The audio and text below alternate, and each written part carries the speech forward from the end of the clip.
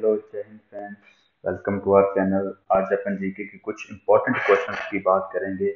और ये जो क्वेश्चंस है हमारे 50 क्वेश्चंस है, ये सारे के सारे क्वेश्चंस आपके सारे एग्जाम्स के लिए बहुत इंपॉर्टेंट है। वो चाहे एसएससी का एग्जाम हो, चाहे यूपीएससी का हो, चाहे वो किसी स्टेट गवर्नमेंट का एग्जाम हो, तो ये क्वेश्चंस है जो हमें हर जगह पे जो देखने को मिल जाएंगे।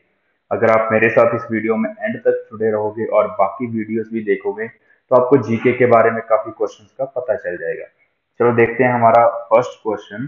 यानी कि ये क्वेश्चन एक तरह से वन लाइनर टाइप के हैं, तो आप अगर नोट करना चाहते हो तो उनको नोट भी कर लीजिए। तो हमारा जो फर्स्ट है वो है 1817 में हिंदू कॉलेज की कलकत्ता में किसने स्थापना की थी? कि 1817 में हिंदू कॉलेज की कलकत्ता में किसने स्थापना की थी? तो वो है डेविड हेयर। कि डेविड हेयर ने 1817 में हिंदू कॉलेज बनाया था कलकत्ता में। दूसरा है 1930 में गांधी जी ने दांडी यात्रा कहां से प्रारंभ की थी और क्यों प्रारंभ की थी?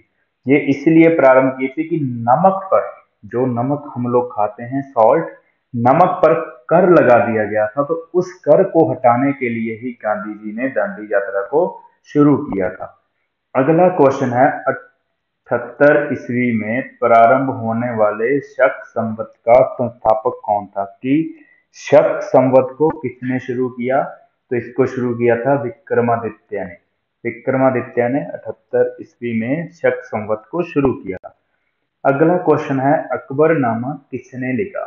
अकबरनामा की जो बुक है वो किसने लिखी? तो वो है अबुल फजल। अबुल फजल ने अकबरनामा को लिखा था। नेक्स्ट है हमारा अजमेर में किस सूफी फकीर की दरगाह है? अजमेर में मोइनुद्दीन चिश्ती की दरगाह है। ये एक सूफी फकीर थे और इनकी जो दरगाह है मोइनुद्दीन चिश्ती साहब की, वो अजमेर में बनी हुई है। अगला है अशोका के शिलालेखों की क्या लिपि है? कि जो अशोका के शिलालेख लिखे गए हैं उनकी लिपि क्या है? तो उस लिपि को नाम दिया गया हायरोग्लाइफिक्स। हायरोग्लाइफिक्स हायरोग्लाइफिक्स उनकी लिपि को नाम दिया गया है। अगला क्वेश्चन है अशोक ने किस बुद्ध साधु से प्रभावित होकर बौद्ध धर्म अपनाया था? कि किस बौद्ध साधु से वो प्रभावित हुए थे? तो वो है उपगुप्त। कि अशोक उपगुप्त नाम के बौद्ध साधु से प्रभावित होकर ही बुद्ध धर्म में चले गए थे। अशोक ने किस शहर में शिलालेख नहीं लिखे? तो गिरनार में इन्होंने शिलालेख नहीं लिखे। इनके 14 मुख्य शिलालेख हैं और कुछ छोटे शिलालेख हैं जिनको माइनर शिलालेख बोलते हैं। तो इन्होंने अपने राज्य के बाउंड्री हो चाहे या फिर राज्य के बीच के जो बड़े शहर थे, सब जगह पे अपने वो शिलालेख लिखवाए थे। आईने अकबरी का लेखक कौन है? तो आईने अकबरी का लेखक अबुल फजल है। अभी अपन ने देखा था कि अकबरनामा का लेखक कौन है, तो उसके लेखक भी अबुल फजल थे और आईने अकबरी के लेखक भी अबुल फजल है। अगला है ऋग्वेद का 9वां मंडल किस देवता को समर्पित है? तो ऋग्वेद का 9वां मंडल है जो वो सोम देवता को समर्पित है। सोम देवता। औरंगजेब ने अपने पिता को किस किले में नजरबंद कर दिया था? कि औरंगजेब ने अपने पिता को आगरा के किले में नजरबंद कर दिया था और इनके पिता का जो नाम था वो शाहजहां था। कि इन्होंने शाहजहां को, औरंगजेब ने शाहजहां को आगरा के किले में नजरबंद किया था। अगला क्वेश्चन है कम्युनिस्ट इंटरनेशनल का सदस्य बनने वाला पहला भारतीय कौन था? कि पहला कम्युनिस्ट जो इंटरनेशनल पार्टी को जिसने ज्वाइन किया था वो भारतीय कौन था? M N Roy. तो ये वही एम एन रॉय साहब हैं जिन्होंने 1934 में पहली बार भारत में संविधान या संविधान सभा बनाने की मांग की थी 1934 में। अगला क्वेश्चन है किस अधिनियम के द्वारा ब्रिटिश संसद ने ईस्ट इंडिया कंपनी का भारत में व्यापारिक एकाधिकार समाप्त कर दिया था? तो वो चार्टर एक्ट 1813। चार्टर एक्ट 1813 में ब्रिटिश गवर्नमेंट ने, ब्रिटिश सरकार ने ईस्ट इंडिया कंपनी का भारत से सारा व्यापारिक एकाधिकार को समाप्त कर दिया था। किस गवर्नर जनरल का नाम राज्य हड़प नीति के साथ जुड़ा हुआ था? तो ये उनकी नीति थी। इस नीति को जिसने शुरू किया वो लॉर्ड डलहौजी है। लॉर्ड डलहौजी ने ही झांसी, जयपुर और ऐसे 7 स्टेट को हड़प लिया था, क्योंकि वहां पे उनके जो बेटे थे राजा के, वो बायोलॉजिकल नहीं थे, वो उनके अडॉप्ट किए हुए थे। तो डलहौजी ने ये बहाना बनाकर कि ये जो बच्चे हैं आपके राज्य के उत्तराधिकारी नहीं बन सकते हैं, उन सारे राज्यों को अंग्रेजी राज्य में मिला दिया था। तो इसी कारण फिर 1857 की जब क्रांति हुई तो रानी झांसी अंग्रेजों के खिलाफ लड़ी थी। अगला क्वेश्चन है, किस वैदिक मंत्र में मंत्रों और देवताओं की प्रार्थना का संग्रह है? कि किस वैदिक ग्रंथ में? तो ऋग्वेद में मंत्रों और देवताओं की प्रार्थना का संग्रह है। अगला क्वेश्चन है, किस स्थान से हड़प्पा सभ्यता से संबंधित पक्की मिट्टी का हल मिला है? तो ये है बनवाली। बनवाली हरियाणा में है। तो हरियाणा से हमें पक्की मिट्टी का हल मिला है। अगला क्वेश्चन है हमारा, पुर्तगालियों ने गोवा को किस वर्ष में हस्तगत किया था, यानी कि उसको अपने अंडर ले लिया था? तो वो 1510 में पुर्तगालियों ने गोवा को अपने अंडर ले लिया था। ये तो हम लोगों ने बहुत जगह सुना है कि भारत की खोज कब हुई और किसने की।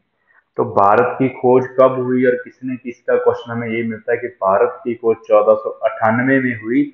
और इसकी किसने की? इसकी वास्को डिगामा ने की। हालांकि ये भारत की खोज नहीं है, ये यूरोप से यानी कि फ्रांस से और पुर्तगाल से भारत में समुद्र के रास्ते से आने का जो रास्ता है, इस समुद्र के रास्ते भारत में आने का जो रास्ता, उसकी खोज वास्को डिगामा ने की थी, भारत की नहीं। उस रास्ते की खोज की थी।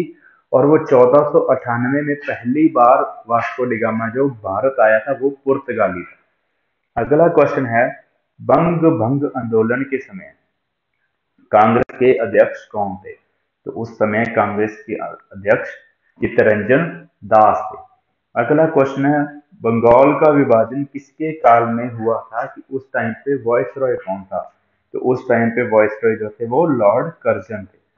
अगला है, बाबर की आत्मकथा तुजुक ए बाबरी किस भाषा में लिखी गई है? तुजुक ए बाबरी। तो तुजुक ए बाबरी को बाबर ने लिखा है और ये तुर्की भाषा में लिखी गई है।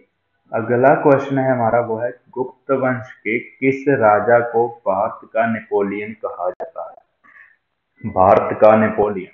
तो वो समुद्रगुप्त को भारत का नेपोलियन कहा जाता है। अगला है, ताजमहल की डिजाइन तैयार करने वाला वास्तुकार कौन था? कि ताजमहल की डिजाइन को किसने तैयार किया है? तो वह है उस्ताद ईसा। उस्ताद ईसा ने ताजमहल का डिजाइन तैयार किया। अगला है, तालीकोटा युद्ध के बाद कौन सा राज्य पूर्णतः समाप्त हो गया? कि तालीकोटा युद्ध जो 1500 लगभग 65 के आसपास लड़ा गया था, कि उस युद्ध के बाद कौन सा राज्य है वो पूरी तरह से समाप्त हो गया? तो वो है गोलकुंडा। गोलकुंडा।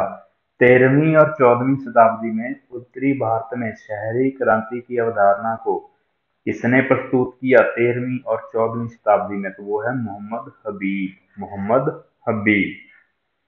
अगला प्रश्न है कि दसवंत एवं बसावन किसके दरबार के चित्रकार थे? दसवंत और बसावन, तो ये दोनों के दोनों जहांगीर के काल के चित्रकार थे, क्योंकि जहांगीर चित्रकारी को बहुत पसंद करते थे, पेंटिंग्स को बहुत ज्यादा पसंद करते थे वो। अगला क्वेश्चन है, दिल्ली के किस सुल्तान को उसकी उदारता के कारण लख बख्श पुकारा जाता है? तो कुतुबुद्दीन ऐबक को लाख बख्श के नाम से भी पुकारा जाता है। ये गुलाम वंश के पहले शासक थे, क्योंकि जब मोहम्मद गौरी ने इंडिया को जीता तो फिर वो क्या किया उन्होंने, कुतुबुद्दीन ऐबक को यहाँ की सारी कमान संभला दी। तो ये दिल्ली सल्तनत के रूलर थे। अगला क्वेश्चन है, नवदा टोली। नवदा टोली किस राज्य में अवस्थित है? तो नवदा टोली मध्य प्रदेश में है। अगला है, नालंदा विश्वविद्यालय की स्थापना किसने की थी? नालंदा विश्वविद्यालय की तो कुमारगुप्त ने नालंदा विश्वविद्यालय बनवाया था। अगला क्वेश्चन है हमारा, वो है, गौतम बुद्ध किस वंश से संबंधित थी? कि गौतम बुद्ध हैं जो वो किस वंश के थे? तो वो शाक्य वंश के थे, शाक्य वंश के। अगला है, ब्रिटिश भारत का प्रथम वायसरॉय कौन था? प्रथम वायसरॉय, तो वो लॉर्ड कैनिंग था, क्योंकि जो वायसरॉय की उपाधि है ये 1857 की क्रांति के बाद देना शुरू हुई थी, जब 1858 वाला एक्ट आया था। तो भारत के पहले वायसरॉय लॉर्ड कैनिंग है, और भारत के आखिरी गवर्नर जनरल भी लॉर्ड कैनिंग है। अगला क्वेश्चन है, भारत छोड़ो आंदोलन 1942 में किस माह में शुरू किया गया था? तो जो भारत छोड़ो आंदोलन है वो अगस्त 1942 में शुरू किया गया था, अगस्त 1942 में। भारत में मोहम्मद गौरी ने किसको प्रथम अक्ता प्रदान किया था, कि किसको वहां का गवर्नर बनाया था? तो मोहम्मद गौरी ने पृथ्वीराज से तराइन के द्वितीय युद्ध में जीतने के बाद कुतुबुद्दीन ऐबक को यहाँ की कमान संभला दी थी, कि आप यहाँ इंडिया का या भारत का, हिंदुस्तान का जो हिस्सा है जो हम लोगों ने जीत लिया, आप इसको संभालो। अगला है हमारा, वो है, भारत में सिविल सेवाओं का सूत्रपात किसने किया? कि जो आईएएस है, आईपीएस है, इसको किसने शुरू किया भारत में? तो वो है लॉर्ड कॉर्नवालिस। लॉर्ड कॉर्नवालिस, जो कि वाइस गवर्नर जनरल थे इंडिया के, तो उन्होंने इसको शुरू किया था। अगला क्वेश्चन है, भारतीय राष्ट्रीय कांग्रेस ने अपने किस अधिवेशन में मौलिक अधिकारों का प्रस्ताव पारित किया था? मौलिक अधिकार जो कि आजकल हमें अपने संविधान में भी मिलते हैं देखने को, जब भी हम अपने संविधान को पढ़ते हैं। तो इन मौलिक अधिकारों का जो सबसे पहले प्रस्ताव पारित किया गया था वो कराची अधिवेशन में 1931 में पारित किया गया था। अगला क्वेश्चन है, महमूद गजनवी का दरबारी इतिहासकार कौन था? कि गजनवी महमूद गजनवी का जो दरबारी इतिहासकार था वो फिरदौसी था, फिरदौसी। अगला है, महात्मा गांधी ने वर्ष 1930 में सविनय अवज्ञा आंदोलन का प्रारंभ कहां से किया था? सविनय अवज्ञा आंदोलन का तो वो दांडी से शुरू किया था, सविनय अवज्ञा आंदोलन को। अगला क्वेश्चन है, मुद्रा राक्षस का लेखक कौन है? कि मुद्रा राक्षस नाम की एक बुक है, उसको किसने लिखा है? तो मुद्रा राक्षस का लेखक विशाख दत्त हैं, विशाख दत्त। अगला है, राष्ट्रीय कांग्रेस की स्थापना के समय भारत का गवर्नर जनरल कौन था? तो राष्ट्रीय कांग्रेस की स्थापना के समय भारत का गवर्नर जनरल लॉर्ड चेम्सफोर्ड था, लॉर्ड चेम्सफोर्ड। लोधी वंश की स्थापना किसने की? तो इसका राइट आंसर है बहलोल लोधी। लोधी वंश की स्थापना बहलोल लोधी ने की थी। वार्षिक पुष्कर मेला कहाँ आयोजित किया जाता है? वार्षिक पुष्कर मेला, आपने इसका नाम भी सुना होगा। तो ये जो पुष्कर जगह है, पुष्कर नाम की जगह राजस्थान में है, तो इस मेले का आयोजन भी राजस्थान में किया जाता है। अगला क्वेश्चन है जो हमारा, विशाख दत्त के प्राचीन भारतीय नाटक मुद्रा राक्षस की विषय वस्तु क्या है? अभी हम लोगों ने बात करी कि मुद्रा राक्षस के राइटर कौन है? तो मुद्रा राक्षस का जो लेखक है वो विशाख दत्त हैं, और इन्होंने जो मुद्रा राक्षस लिखा है उसकी विषय वस्तु क्या है? तो उसकी विषय वस्तु ये है कि चंद्रगुप्त मौर्य के समय में जो राज दरबार की व्यवस्था थी, जो भी संधियां होती थी या फिर जो व्यवस्था थी राज दरबार की, उसके बारे में इन्होंने इसमें बताया है।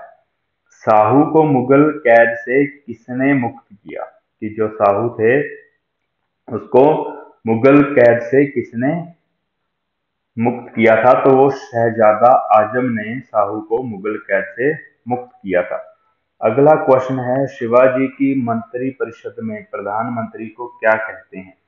यानी कि मराठाओं की जो मंत्री परिषद हुआ करती थी उसमें प्रधानमंत्री को क्या कहा जाता था? पेशवा। अगला है, संवाद कौमुदी पत्र के संपादक कौन थे? संवाद कौमुदी, तो संवाद कौमुदी पत्र के जो संपादक थे वो राजा राममोहन रॉय थे। इन्होंने संवाद कौमुदी को शुरू किया था। लेकिन इससे पहले हम एक क्वेश्चन देखते हैं कि मैंने अभी आपको बताया कि भारतीय राष्ट्रीय कांग्रेस की स्थापना के समय भारत का गवर्नर जनरल कौन था? ये लॉर्ड चेम्सफोर्ड नहीं थे, सॉरी, मैं यहाँ गलत लिख लाया, लॉर्ड चेम्सफोर्ड नहीं थे, ये लॉर्ड डफरिन थे। इस समय पे जो गवर्नर जनरल थे वो लॉर्ड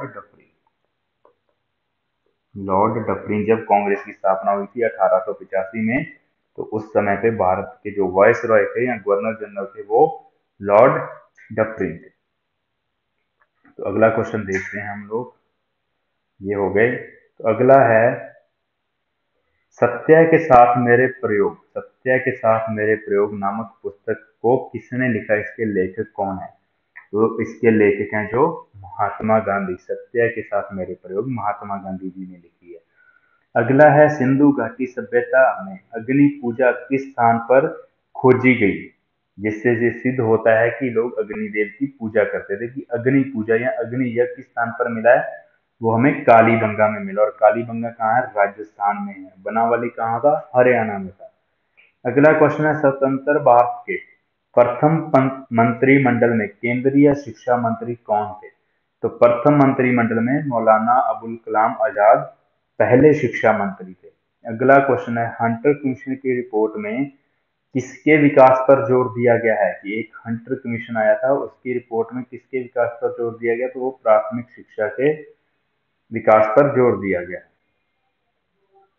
अगला क्वेश्चन है, हम्पी के विठल स्वामी मंदिर का निर्माण किसने करवाया? हम्पी के विठल स्वामी का निर्माण कृष्ण देव राय ने करवाया। अगला क्वेश्चन है, हरिजन सेवक संघ की स्थापना किसने की? तो उसकी स्थापना महात्मा गांधी ने की। तो आज हम लोगों ने ये 50 क्वेश्चंस के बारे में डिस्कस किया है। कल फिर 50 क्वेश्चंस के बारे में डिस्कस करेंगे। और कल मैं एक यूएन का, संयुक्त राष्ट्र का के भी क्वेश्चंस डालूंगा, जिसमें कि आपका पूरा का पूरा संयुक्त राष्ट्र कवर हो जाएगा। Thank you very much for watching मी। अगर आपको मेरी ये वीडियो पसंद आई हो तो इस वीडियो को लाइक जरूर करें और इसको ज़्यादा से ज़्यादा शेयर भी करें, ताकि मुझे कॉन्फिडेंस मिलता रहे कि आपको मेरी वीडियो पसंद आ रही है और मैं ज़्यादा से ज़्यादा वीडियो यहाँ पे अपलोड करता रहूँ।